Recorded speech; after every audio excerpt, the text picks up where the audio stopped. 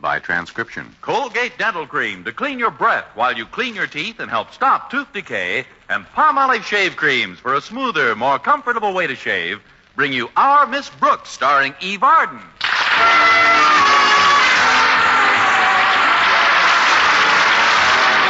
Once again for another comedy episode of Our Miss Brooks, under the direction of Al Lewis. Well, bringing an apple to the teacher is an old custom indeed. But our Miss Brooks, who teaches English at Madison High School, was quite surprised last Friday morning when Walter Denton handed her a large bouquet of roses as she got into his car to drive to school. Why, Walter, these flowers are lovely. But what's the occasion? You're the occasion, beauteous one. The very fact of your presence in my humble conveyance is cause for celebration. And alongside of you, these flowers seem like so many weeds. That's a very pretty speech, Walter, but I still say these are beautiful flowers. Look at these stems, so long and straight. Alongside of yours? I get the idea. Now, what's behind this flattering demonstration of affection? Behind it? Oh, what could possibly be behind it but a genuine desire to make my favorite teacher happy? Besides, I don't deserve all your gratitude. Some of these flowers were picked in the backyard of a neighbor of mine, Tex Barton. You mean the boy whose folks recently moved here from Texas? Yeah, that's him. Oh, he's very fond of school, Miss Brooks. I know. The minute the final bell rings, he drags himself off the campus as if he was shot out of a cannon. Sometimes I wonder why he doesn't park his horse in the hallway. Well, there's a reason for his rush, Miss Brooks. Tex's dad is on the local draft board, and he's helping him check the outgoing mails. That's a switch. In my English class, he checks nothing but the incoming females. But let's get back to the flowers, Walter. Your giving them to me was leading up to a favor, wasn't it? A favor? Me? Oh, Miss Brooks, how can you possibly suspect me of such foul tactics? No matter how much you pump me, I'm not going to divulge the dismal fact that last Monday, Mr. Conklin caught me holding hands with Harriet and ordered me to stay for an hour after school for 2 weeks to take care of such sundry back-breaking and humiliating jobs as sweeping out classrooms, washing windows, and emptying wastebaskets. I don't know, Mr. Interlocutor. Why should you tell me that Mr. Conklin ordered you to stay for an hour after school for 2 weeks to take care of such sundry back-breaking and humiliating jobs as sweeping out classrooms, washing windows, and emptying wastebaskets? You see, that's just my point. It isn't any of your concern, Miss Brooks. This is my problem and mine alone. Why, you'd have to flay me with a horsewhip before I'd ask you to drop into Mr. Conklin's office this morning and ask him to ease up on me. Why, I just couldn't ask you to do that, Miss Brooks. You couldn't? Definitely not. However, if you were sweet enough to volunteer...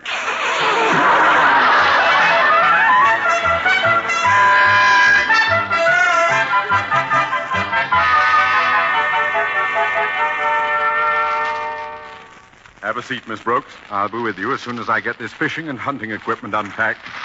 Well, that's quite an assortment, Mr. Conklin. This fishing tackle is the best money can buy. And look at this, Miss Brooks.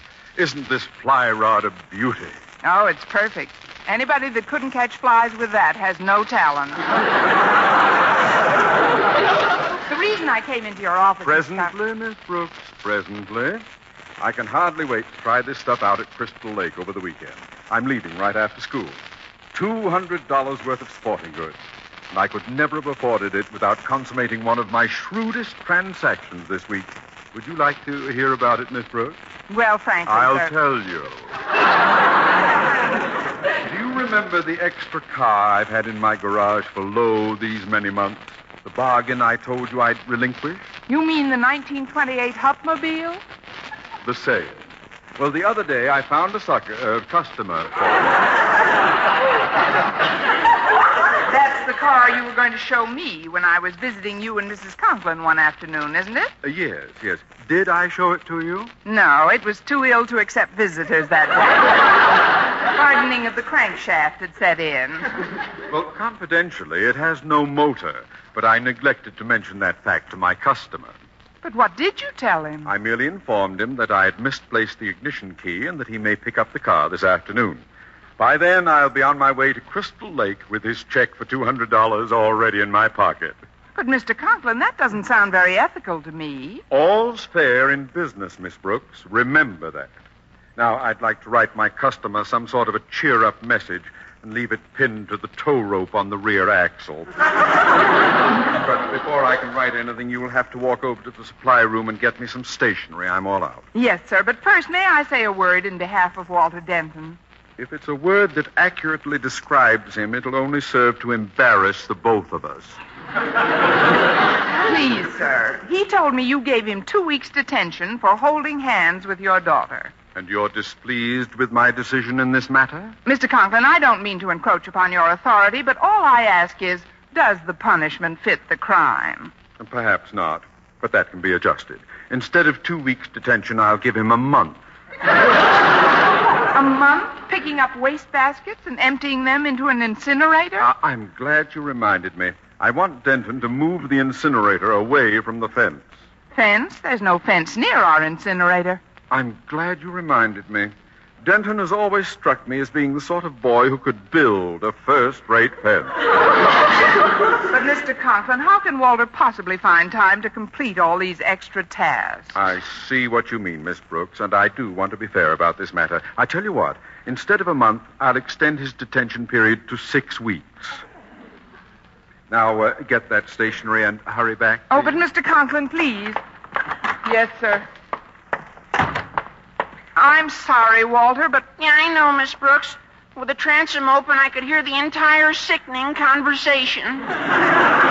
Then you know that I tried. Yet my appreciation for your efforts is only exceeded by my gratitude that you came out when you did. Somehow I got the feeling that if you'd said 4 more words in my behalf, you'd have had me in the gas chamber. Well, cheer up, Walter. Maybe he'll relent before the 6 weeks are up. Well, I've got to... Wait a minute. Is there a circus on our campus? A circus? Of course not. Then why is that antelope coming down our hallway? Well, that's Tex Barton, Miss Brooks. Hi, Tex. Hi, Walter. Howdy, Miss Brooks. Howdy, stranger. Shucks, ma'am, I ain't no stranger to you. Maybe it's wishful thinking. Tex, your pal Walter needs a bit of pepping up. He's pretty low this morning. Shucks, pard, that ain't no way to be. Well, I can't help it. Miss Brooks tried to get me out of a jam with Mr. Conklin, but it was no dice. Well, now, if a handsome critter like you couldn't soften the hombre, he must be dead set again, Walter. Forgive my boldness, ma'am, but you're as pretty as a Palomino mare eloping off to the barn when she gets a whiff of new mown hay.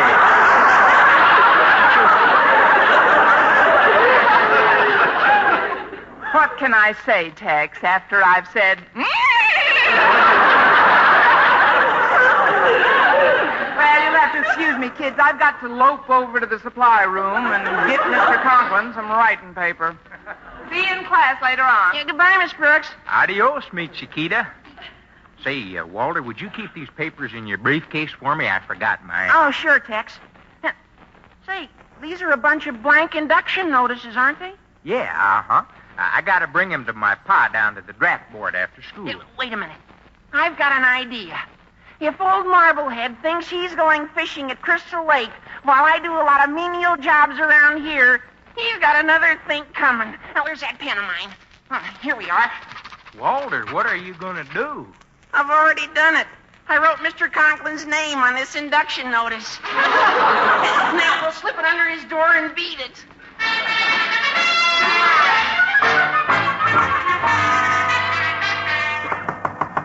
Come in. Here's the stationery you wanted, Mr. Conklin. Oh, what's this on the floor? Some sort of a notice. A notice? Hand it to me, please. Oscar Conklin, principal office of Madison High School. Oh, God!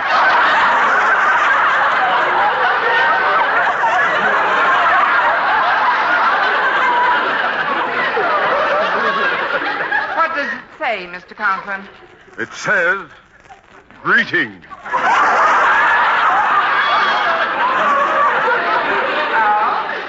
birthday? No, it is not my birthday.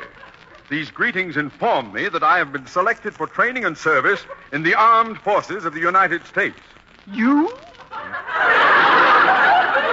They must be in quite a hurry to get me. They didn't even mail this thing. They just slipped it under the door. And I have to report this afternoon. Well, this is it. Oh, now don't jump to conclusions, Mr. Conklin. At your age... There is no age limit for a good soldier, Miss Brooks. You forget I resigned my commission as a major in 1946. This notice makes it obvious the top brass wants me back. But, sir, if you were a major, why wouldn't they offer you a commission instead of inducting you as a private? Politics?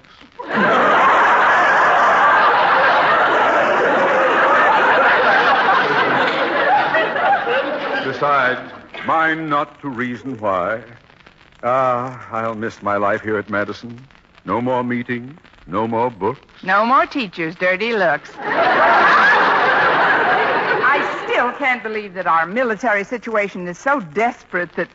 Well, why should they want a high school principal? They always want efficient men in the armed forces, Miss Brooks. They just figured it's time old Coke and Crackers Conklin was back in harness, that's all. Coke and Crackers Conklin? An affectionate nickname the boys pinned on me for my lengthy tour of duty at the canteen snack bar. It looks like Eisenhower was right when he inspected our Indian wrestling team at the Elks Club in 1940. At that time, he shook hands with me and said, "Conklin, you've got a firm grip, the kind of a grip this country needs." General Eisenhower said that to you? It was Lieutenant Eisenhower then, Miss Brooks. Lieutenant in World War II? I'll never forget that man. Lieutenant Stanley Eisenhower. Oh, I remember him. Good pal of Ensign Sam Nimitz, wasn't he? But, Mr. Conklin, if you're going to report to your draft board this afternoon, is there anything I can do to assist you at school? Your loyalty touches an old soldier's heart, Miss Brooks. Yes, come to think of it, there's a lot you can do. Firstly, I won't be needing any of this sports equipment. Please try to dispose of it for me. But can't you take it back to the store? No, I bought it at a final sale. Perhaps you could auction it off. I'm sure some of the teachers might be interested, if only for sentimental reasons, in owning something that belonged, however fleetingly, to their departing principal. Well, if the price is cheap enough. I mean, what we could do is put up a notice on the bulletin board and hold the auction in the gym. But, Mr. Conklin, I don't know very much about auctioning things off, and since this emergency was caused by the armed forces, I'd like your permission to telephone Marshall. Defense Secretary Marshall? No, Marshall Monahan. He's a war surplus auctioneer.